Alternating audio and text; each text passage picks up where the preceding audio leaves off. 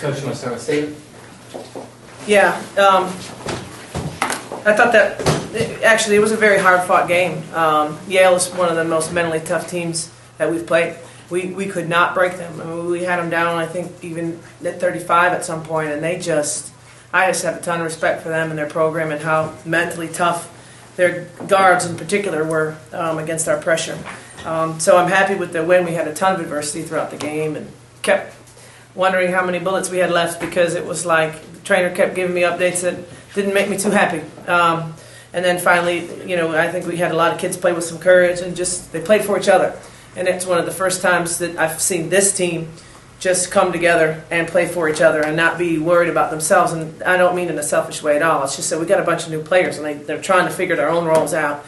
And they just forgot about that and played for each other tonight and fought. And I'm really happy to see that because that's the team I love to coach. Coach, is that the mentality now? You see someone like Crystal, the proven vet on a pretty young squad, go down, and these people walking off. Is it the next man up here? Is it like, all right, who's going to step up? Caprice could drop 26, Kiana could drop 17. Who's going to step up? Is that the mentality that the team has here? Or well, it's that and kind of a, excuse me, but like a suck it up mentality too. Like, okay, things are going to happen. We don't have tons of numbers. I don't want anyone to complain about playing too much. I mean, that's the irony of in my mentality, that doesn't exist. You can't, oh my God, I played too much. Like, are you kidding? Like, you work your butt off all year and you work hard all year to get an opportunity to play in games. And so I'd stay out there. My coach, I would ignore my coach if she tried to sub me. Like, that's just my mentality, and the team needs to get there too. We're still a little soft because we're young and we're trying to toughen up.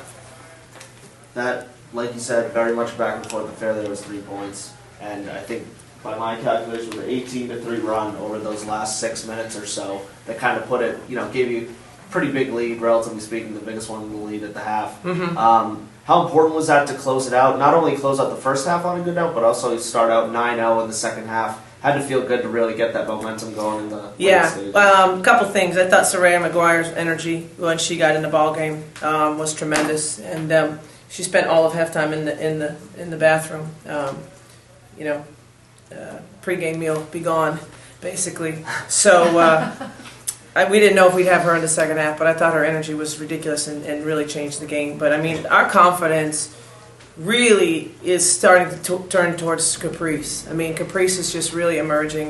We're not surprised as coaches, but I'm sure Yale was a little bit surprised at how much moxie and how much confidence Caprice plays with and what that does for our team.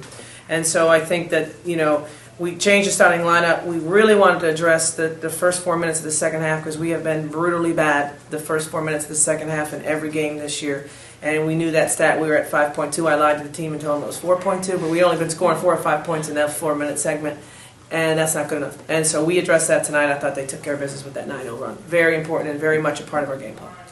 Caprice, you didn't have a single game last year where you had more than 10 points or more. Now you've got 2 back-to-back. Are you feeling it, or what? I mean, what's going on? You've just been scoring at a rate, I guess, that you haven't been before. And how comfortable do you feel out there?